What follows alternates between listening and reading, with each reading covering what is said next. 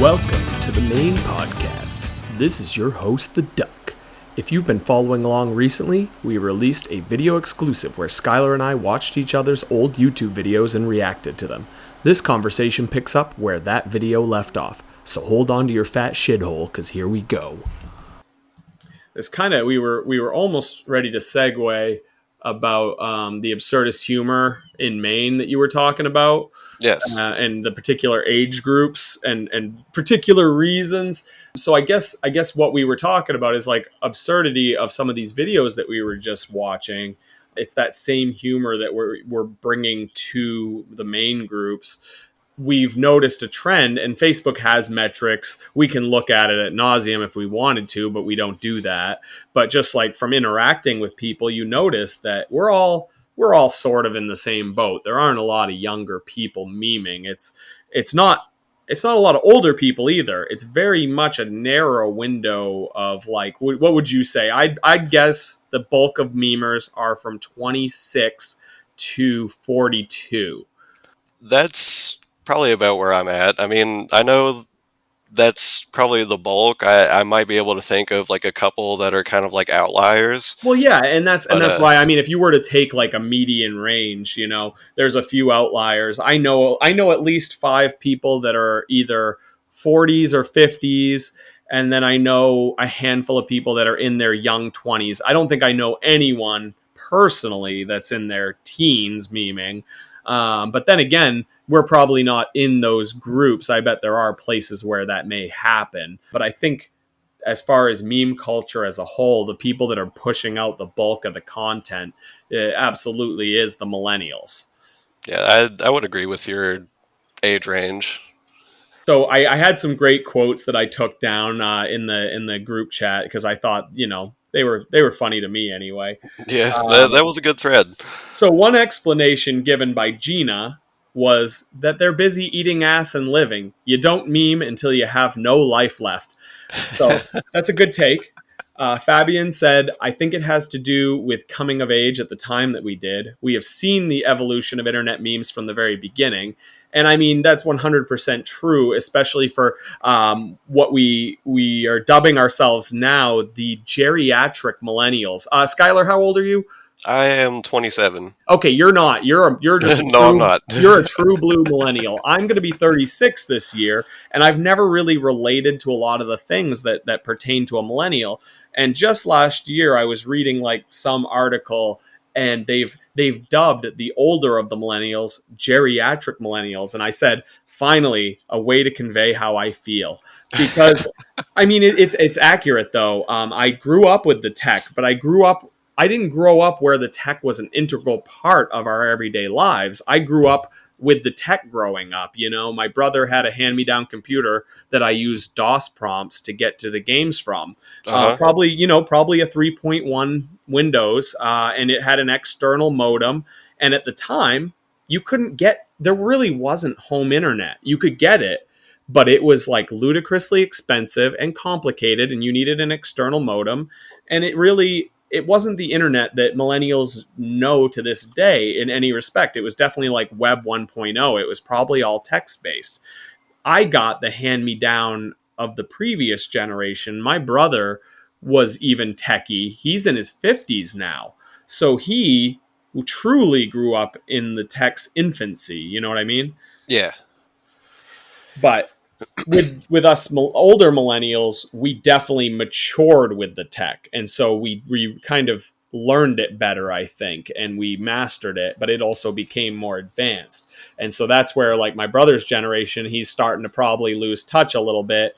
And whereas I'm right in the thick of it. And I say that, but I couldn't figure out a microphone for a podcast for weeks. So, and then we had another quote from PC, and he said, non-normie Gen Zers and the youngest millennials are more about being random than absurd. I think a study should be done. People who watched Ren and Stimpy, Dexter's Laboratory, are 10 times as likely to become shit posters as kids who watched crap, and this is not my word, like Rocko's Modern Life or Ed, Ed, and Eddie. Now, PC is actually I don't even know if he's still in the millennial grouping. He's a little older than me. He's probably Gen X. He's 40 something, isn't he? Yeah, and it's this quote is very telling because he's mixing up eras a little bit. Ren and Stimpy and Dexter's Lab, and then Rocco. So Ren and Stimpy came before, I'm pretty sure, and then Dexter's Lab was probably what I would attribute to my generation, along with Rocco's Modern Life. Whereas Ed, Ed and Eddie came later, but it's still millennial. It's just younger. For me, when I was young, everybody was up in arms about Ren and Stimpy. There was really nothing else like it. That was the offensive show, and Nickelodeon didn't like that show. They were upset that made it to air, and that's why you don't find a lot of Ren and Stimpy merchandise. Now, that was more. My brother's my middle oldest brother is a Gen Xer, and that was his jam. He loved Ren and Stimpy, but he was even a little old for it. Now, I was smack dab in Rocco's Modern Life generation. Like, I was probably 9 years old or so. Like, could you say when Rocco's Modern Life came out? I don't really know exactly when it came around. Let's see. I know Ed, Ed and Eddie, I think, was 1999. Dexter's Lab was probably 97. Exactly. So Rocco's Modern Life was 1993. And so I was pretty accurate in my guess because I was born in 85. So I would have been about 8 years old when Rocco's Modern Life made its debut. So about 9 years old when it was really underway. And Rocco, I loved Rocco. I have a notebook somewhere that I ranked my favorite shows from about this age range. And so I've looked at it from time to time, and it's kind of funny. It was like my art book from when I was a child. And Rocco was definitely up there. He was in the top 3. There was a weird one, kind of odd, on Cartoon Central called Two Stupid Dogs. That was also up there for me. And then another one that I was insane about was The Angry Beavers, which became my absolute favorite childhood show. And that was about that same generation. It was like Rocco's Modern Life and Angry Beavers and Doug. And those 3 would really encapsulate that era for me. Now, for you, I bet, like you said, you're probably more the Ed, Ed and Eddie era. So what were you watching about that time? Okay, so I was born in 1994, but I didn't have cable growing up until probably 2003 or 4, maybe. Yeah, and I was the same way. Yeah. So my grandpa actually he would tape 6-hour-long blocks of Cartoon Network and just send them to me on VHS tapes. And I was talking with my mom about it, and apparently she has some of these VHS tapes still actually at her house.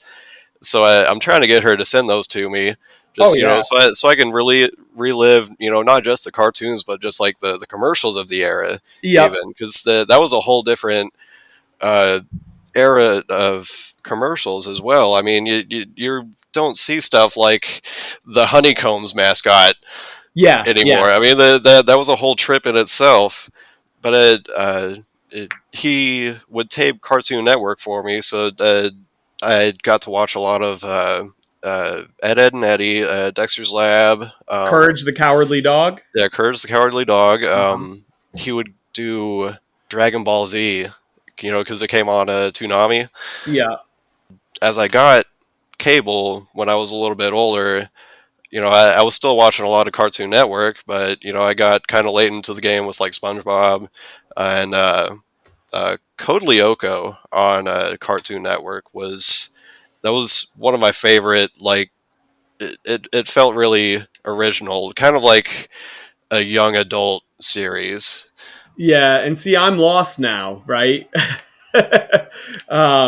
I have no idea that show. I did watch a little Dexter, and I think I felt a little old for it, but I still enjoyed it.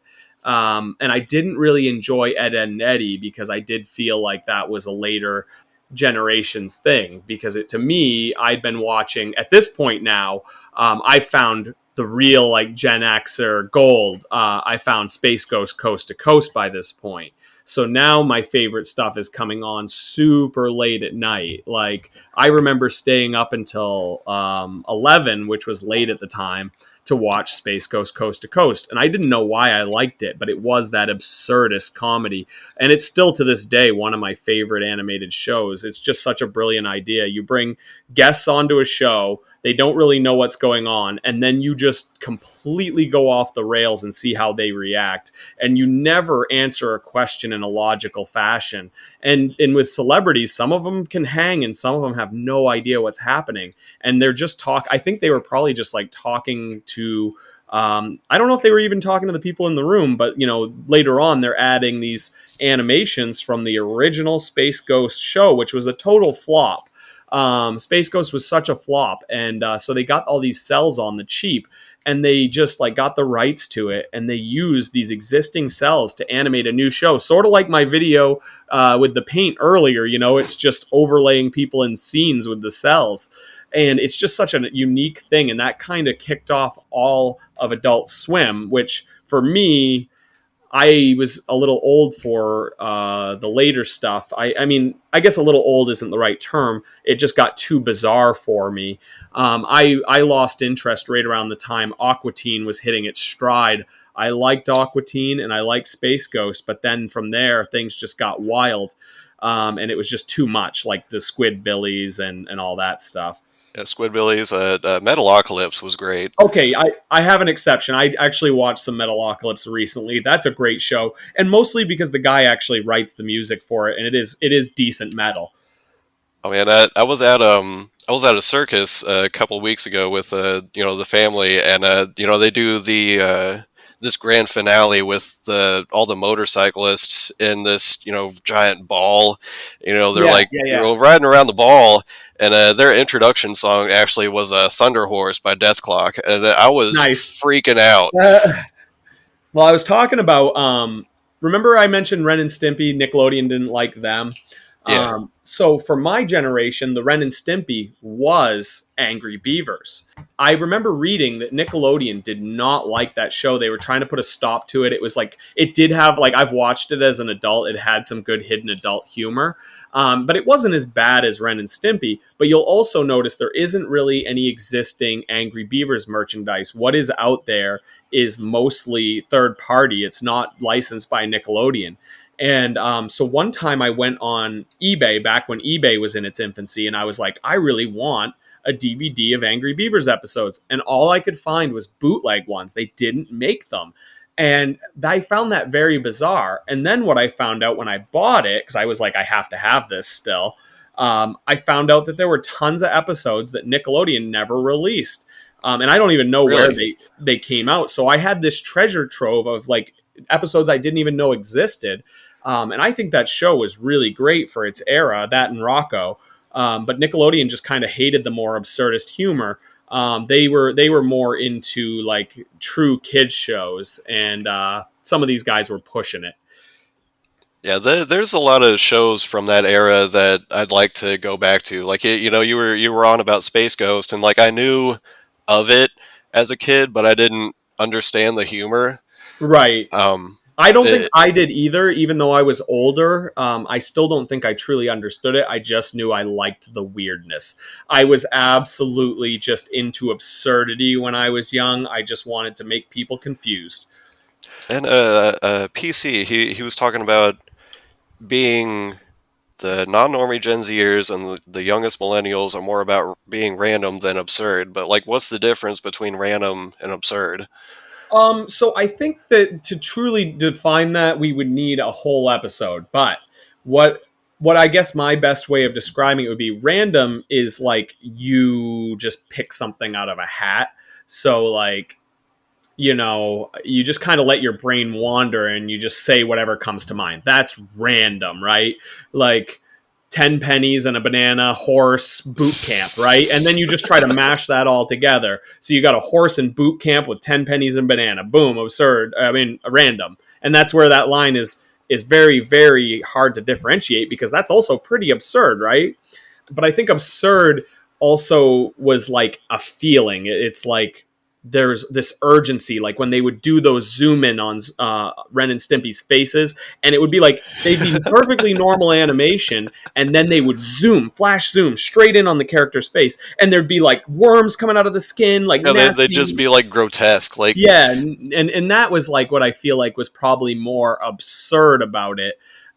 Is it wasn't so much random. They were following a storyline. They had this very disjointed storyline they were following, but the absurdity, the way they approached things, was so different.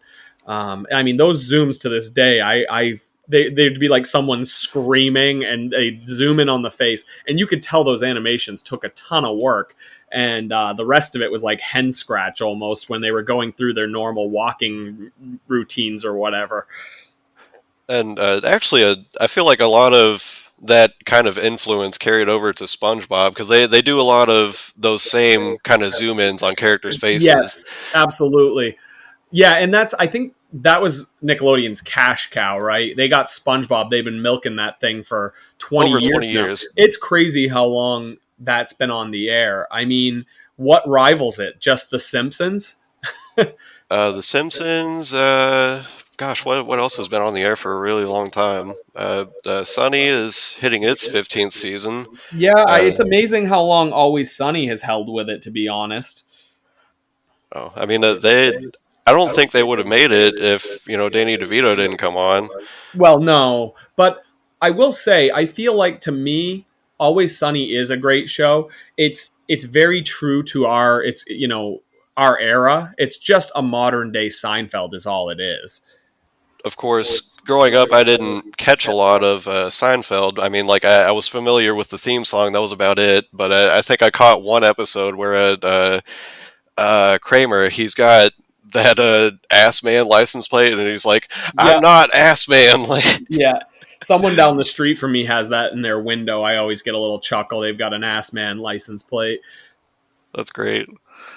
Oh, I watched a lot of Seinfeld, but for me, I mean, I think that's a great show. We were talking about it in one of the chats the other day, and Wes was saying that he doesn't like Jerry Seinfeld, and he's full of himself, and he would tell you he's better than other comedians. And absolutely, I think Jerry is like not really that funny. His timing, his delivery, everything about it is really not that great. But I don't know. I think that's kind of the trope, right? And so he has this delivery that is sort of funny in that it's not.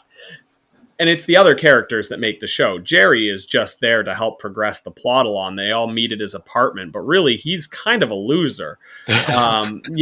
Kramer's the comedy. George is like definitely comedy, but he adds a manic element to the episode, and it's kind of similar to how everything functions in Always Sunny. The dynamics, none of them have any character growth. They're all awful people. And it's just funny because it's like Arrested Development, right? Nobody progresses on an emotional level ever. They're always just the same awful people in different situations. And I think that's why a show like that can run as long, because you don't have to really have these characters grow. They do what they do, and that's what they do. But yet you can still have the growth of like Mac's gut, or the ongoing he's gay, he's not gay, and then nobody cares anymore. Mac just come out with it, and then he'll like renegotiate and like go back straight, and it's just like that's an awful joke, and the whole show is awful, and that's just what it is. I feel like another reason that it's gone on for so long, and South Park was another one that we hadn't mentioned. That's been on the air since I think '97. Yeah. South Park is actually, they're probably up there. Only Simpsons is beating them. The shows like South Park and Simpsons and Sunny, like they go on for so long because they socially commentate on what's going on in the world like at that moment. So I mean, they never run out of material. They just like build their show around what's going on, and it's just like their take on it. One of my best friends is super into South Park even to this day, and I really liked it when it was new, and everybody always tells me it's such a clever show, and I just can't I can't get into it anymore. I like the old stuff. I can still appreciate it for what it is, but it's just not something I watch anymore, you know? And I get a lot of shit for that because he's always like, oh, well, you should give it another chance. It's a good show. But every time I put it on, I'm just like, I don't know. It does, something about it does feel really juvenile and just like, it's a little out of touch sometimes. Yeah, I feel like I kind of fell off with it in, I guess, the mid 2000s. Yeah. I feel like maybe they peaked when they did. It was a three-parter episode. I forget. Was it Imagination Land? And that I feel like that was kind of where I fell off from it. Yeah. I did watch the movie back in the day, and I did play the PlayStation game, and I had some fun playing the PlayStation game. I remember being probably 5 years old, or the movie came out in 2000, so I must have been like 5 or 6. I went to the theater. We were seeing something else, but there was this huge line for the South Park movie, and they got the movie poster plastered up on the wall, bigger, longer, uncut, and I'm just like, oh, what's that about? Like, it was a phenomenon in its heyday. Yeah, yeah, it absolutely was. Because that was when they were at like peak popularity, and that was around the time of Team America too, I think. So that was another one of the big Parker Stone movies. Was that Team America? Which I mean, that's I still make memes about that to this day. I did. Freedom isn't free. It costs a hefty fucking fee, Willie. Yes, and like that's not even clever at all. And but there's something about it that's an absurd. I would call that an absurd joke because it's not random. I'm working it into a theme there, but it really doesn't make a lot of sense, and yet it's absurd and it's funny, and it actually every time I post it does really well. But it's just such a dumb meme. I mean, it's free Willy, free, you get free dumb, and then I just quote the song and then end it with Willy. I mean, all that it has in common is the word free. and that's really one of the foundations of a lot of the memes that you'll see is just rhyming words with other words, and then that just sets up the joke.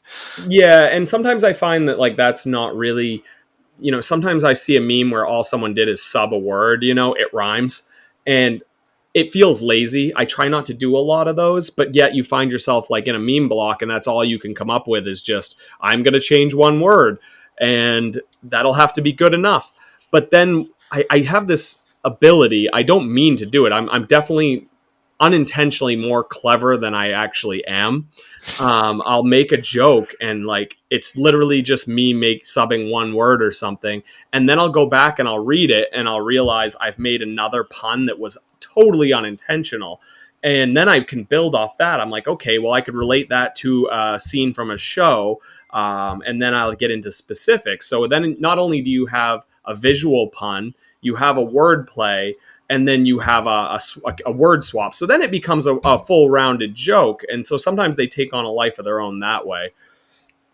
It is nice sometimes, like, just to scroll back through your camera roll and like look at your past memes and be like, how can I rework this? Like, is there something else that can be derived from this joke or this like specific humor? I don't do a lot of that. I don't actually rework old memes unless I think they didn't get their fair shake. Like if I made it a long time ago and the joke is good, but the execution was bad, I sometimes rework those. But what I do like to do is have like my own running themes. I have like mini internal bandwagons where I'll just incorporate the Gorton's Fisherman for weeks into different things. And I'll make every possible joke. And sometimes people hop on my little personal bandwagons. Sometimes they don't. And some of the biggest bandwagons have started from just stupid shit like that. Like the anus dog. He took off from Memer's block. I was just like, I hadn't made a meme in like 2 weeks. And I was like, I got to push through this and just make something. And I found a kind of funny picture of the Tintin comic where a bunch of dogs are barking at a couple people. And there's like a couple guys coming up in the background all upset, and they're like about to be busted for something. I don't know what's happening in Tintin. And so I just blacked out what all the dogs were saying, which is like woof and bark and bow wow. And I just put mock like Kid Rock Bow It to Ba lyrics, but as if a dog were barking the lyrics to Bow It to Ba. And like, that's pretty dumb. That's really dumb. But it was helping me get through Memer's block. But where the gold struck, and it was totally unintentional, was one dog in the back is just shouting the word anus. And that absurdity must have struck a chord, because I reread it later. I posted it thinking nothing of this meme. Like, I make a ton of shitty memes. And I posted it thinking nothing of it.